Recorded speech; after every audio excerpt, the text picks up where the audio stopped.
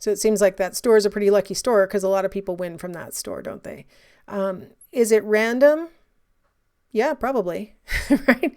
Um, some people argue that any type of gambling thing is probably rigged in some way. And so I'm not going to say it's purely random, like there might be some stacking of decks. I don't know. I like to believe that they're not doing that at the governmental level, distributing the wrong stuff out or whatever. But the idea that the same store could have multiple winners, it's a coincidence, right? It doesn't mean that something else has to be going on.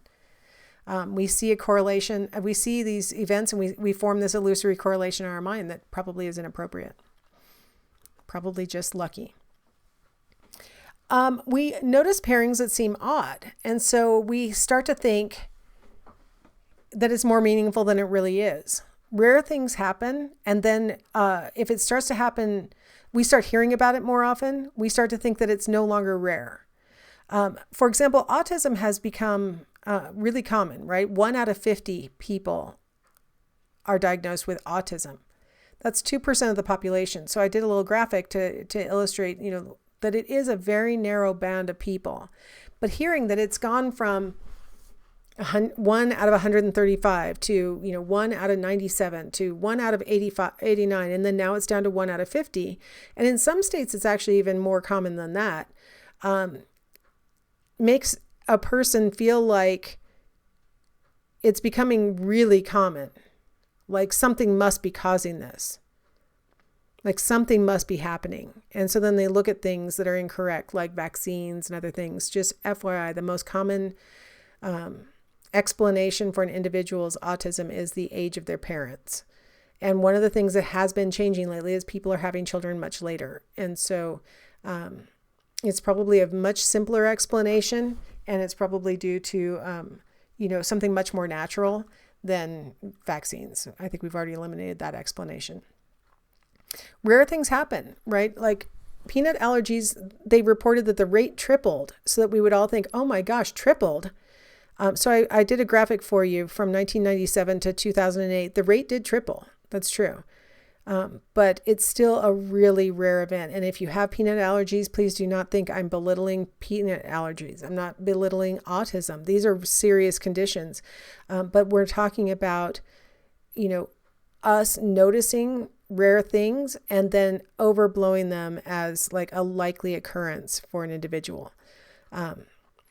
We notice things that catch our attention, and then we overblow them and think that they're more likely.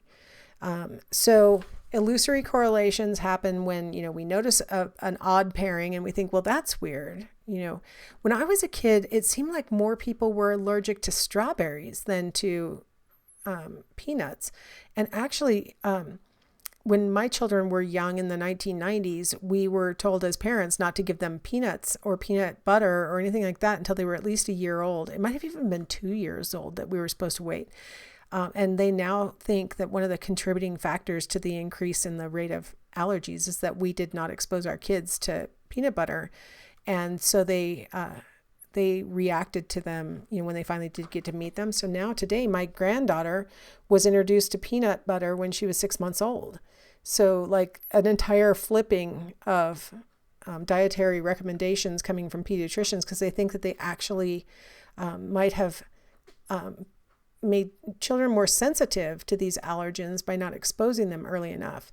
I also was told not to give my children strawberries until they were at least a year old, because people have allergies to strawberries. I didn't find out till later that I probably should have waited on tomatoes under this same premise. And luckily it turned out all that advice had been horrible advice, because I had given my kids tomatoes because I didn't know that they were allergenic. But come to find out, people are allergic to tomatoes. To nightshades of all sorts. And so anyway, the rate tripling catches our attention. The base rate in the population oftentimes gets lost in that discussion. Or if you know a single person who has peanut allergies, like I have, several people who I know who have either tree nut or peanut or legumes or different, different degrees of allergies. And it seems like, wow, I know a lot of people who have this, and it seems really common, but it's like, wait, I know a lot of people.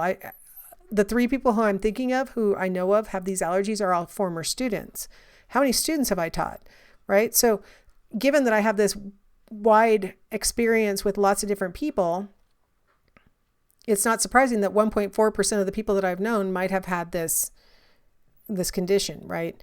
And so then, but the fact that I know 3, wow, that seems like a lot for a person like me who only knows, well, probably a lot of people, right? It took, like I had to recalibrate, well, out of how many people do I know? Because the first mindset you think is your friends and your family. And I go, wait, they were all students. I got to put them into the student pool of all the people who I know through that.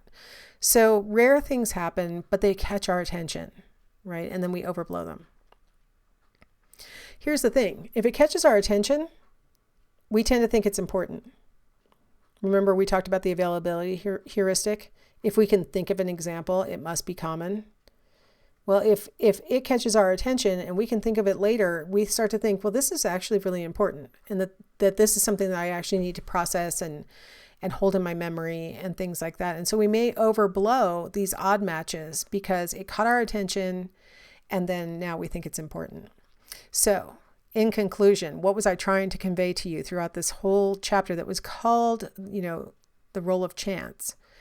We have to really be careful in applying meaning to coincidences. We have to recognize that coincidences are just statistically predictable occurrences and that it doesn't necessarily mean anything. Just because something attracts our attention doesn't mean it's significant. Our brain wants to, grab onto it and say, wow, this must be important. It attracted my attention. But we need to use our cognitions to tell ourselves, just because it attracted our attention does not mean that it is inherently meaningful, that it's worthwhile. So letting the, data collect some, actual data on things, we're going to have a better picture of what is in fact related to each other, what in fact actually is meaningful. All right, so hopefully this discussion about coincidences and chance has helped clarify how important it is for us to use actuarial prediction and to, be cautious in our formations of mental correlations among things that we experience out in the world. All right, I will see you guys in the final chapter in my next lecture.